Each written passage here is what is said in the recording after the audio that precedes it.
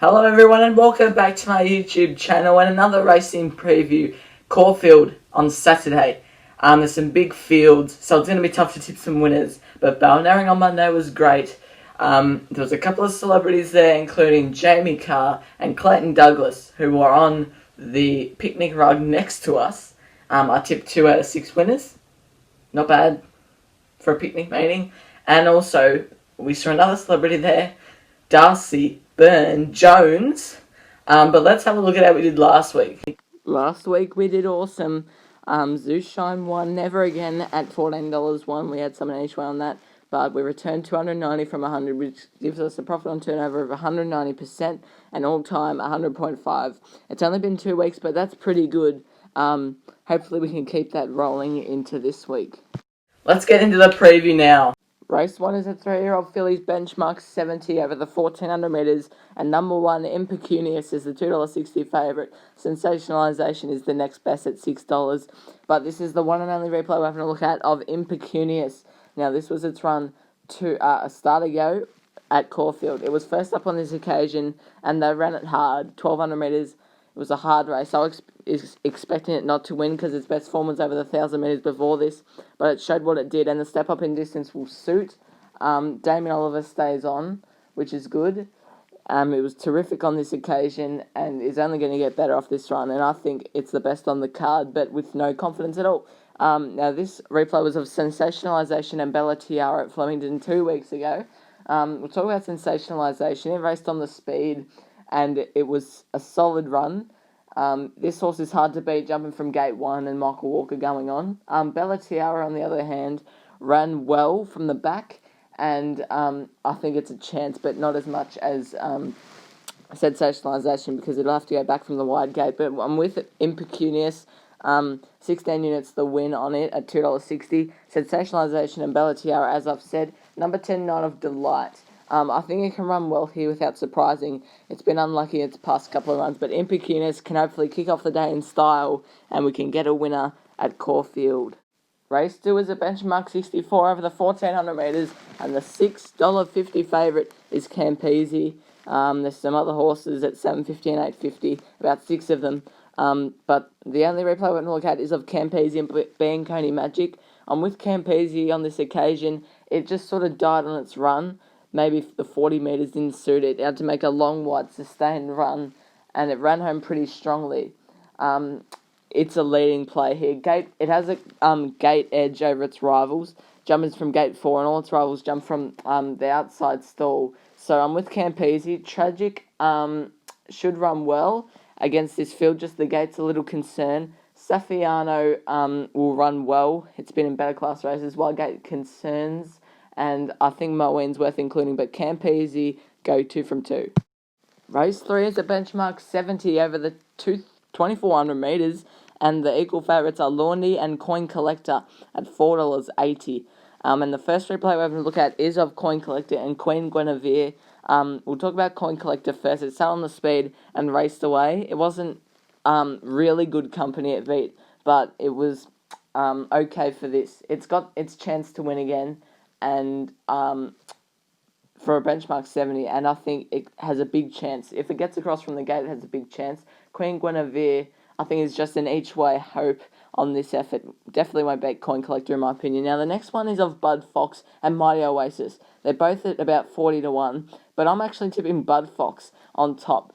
Now, this was its run. This was 4th up, last start, and its runs before that have been terrible, but I think this is a sign it's hitting peak fitness. Through the line, it's running very strong, but the only concern is from the wide gate. It'll have to ease back, but at $21, I think it's 7 units each way, could be good. Perfect Illusion didn't go so well last start, but the start before that ran a half a length off Miyake, who won at Flemington. Coin Collector, as I've said, Bramfield's been running against Wentwood, but hopefully Bud Fox, maybe it could do something special. Race 4 is a benchmark 70 over the 1,200 metres. How Say is the $3.70 favourite, ahead of the General at $4, though, and those are the only major plays. But the last start replay of How Say is what we're having a look at. I think Comte looks tested, but you can watch How Say. It has absolutely no luck and should have won. It had to go back from the wide draw. It's been freshened since this run, so maybe it'll be ready for this. This was a really strong run behind Bandersnatch, who's a good horse, came out of this race and ran well at Flemington. It's a leading hope for me. Craig Williams knows what he's doing. Gate 8 will have to go back, but at the 1,200 metres should run on and give them something to chase. Promotions at $10. It wasn't terrible last week. Had to do too much work. Back to 1,200 will suit. The general first up might be caught out. Harrington Station from Gate 4 should get a nice run. But 10 units the win on House Say and 10 units the win on Promotions is the way I'm going for this race. Race 5 is Fillies and Mares benchmark 70 over the 1,100 metres. Miss Albania is your $5 favourite ahead of at $6.50 Lani Bang Bang. But Miss Albania's replay is the first one I'm going to look at. Miss Albania was dominant on this occasion. On the weekend, has to jump from a wide gate, which isn't ideal. It's progressing well with 2 straight wins. It can win again, but there's plenty of other horses to talk about. Knowles was good, being held up, and has talent. It could win. Do well. Look, I don't think it can win. Power Boom was okay. Elderflower will be better suited second up. But the format of that race will be strong. The second race I'll have a look at is of Exalita. Recent form has been hard to fold. It just doesn't win often enough to make it a bet.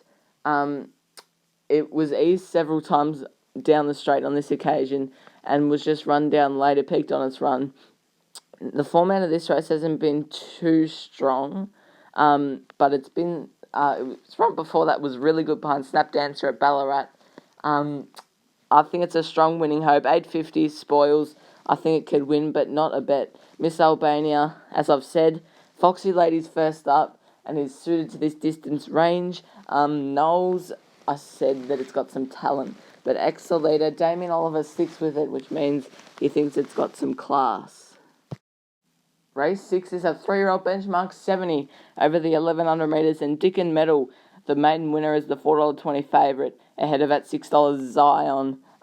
But Zion and Hickok are the first 2 horses we're having a look at. Zion I'm more interested in. This was a good run. It had to switch from the inside to the outside and probably should have beaten Written Miss over this distance range. It's third up, so it's obviously at its fittest. It should have won on this occasion. I think it looks a strong winning hope. From Gate 3, we'll get a cosy run, and Jordan Childs will present it at the right time. So I'm happy to look at that horse, Zion. The next one we're having a look at is of Dickon Medal. This was its maiden win, first up at Geelong. This was a really good win with 2 horses coming out of this race and winning already, Rising Sphere and Diamonds in the Sky. This was a very encouraging win. I think it's a good chance to go 2 from 2. It's got a nice profile about it, and it's a good chance. I'm with Zion at the price, $6, $6.50 for Estella Roca. It could win. It's in really good form, and has the ability to win. Dickon Medal, as I've said, and Nantucket blinkers on first time. Its form last preparation wasn't too bad, but Zion at $6 for me. Race 7 is a benchmark 78 over the 1,400 metres. King Magnus is the $5.50 favourite ahead of Regards Marie at $6. And the first replay we're having a look at is of Paperboy. Paperboy ran last weekend behind Hidden Legend at Caulfield on Boxing Day. It was held up at a key stage and probably should have beaten Hidden Legend. So the step up in distance will suit it on this occasion. It's racing really well. Loves Caulfield, obviously, off the back of this run. I think it could sneak into the finish again, and Gate 6 is a good barrier, so I like its chances. Metronome is the other one we're having a look at. Now, Metronome's at $14. I couldn't believe it. Look, it's on the inferior ground, and it's the only leader that sticks on. All the other horses come from the back, including Lunicorn and Score, who have both won since, and it gets the same sort of race condition on the weekend. It's going to be a wet track. It's going to go to the front. I don't see why it's $14. So Metronome on top out of Paperboy. Grinzinger Ali first up. Its form last campaign was good, and I expect it to run well. King Magnus has good recent form and is among the leading chances, but I think Metronome at a big price. Race 8 is a benchmark 84 over the 1100 metres, and Terbium's the $3.30 favourite ahead of Sword of Mercy at $4, and that's about it. Now, the first replay I'm going to look at is of Sword of Mercy, Fine Dane, Overkill, and Causeway Girl. Sword of Mercy wins the race by a lot, 2 lengths. It's a definite improver, this horse, because this was only first up. I think it will run well again. Draws gate 10. She'll go to the front again and prove hard to beat. Fine Dane, I don't think it handled the straight. Back around a bend at $15 is good for it. Overkill can't run on the wet. Causeway Girl can win, but Sword of Mercy on top for me.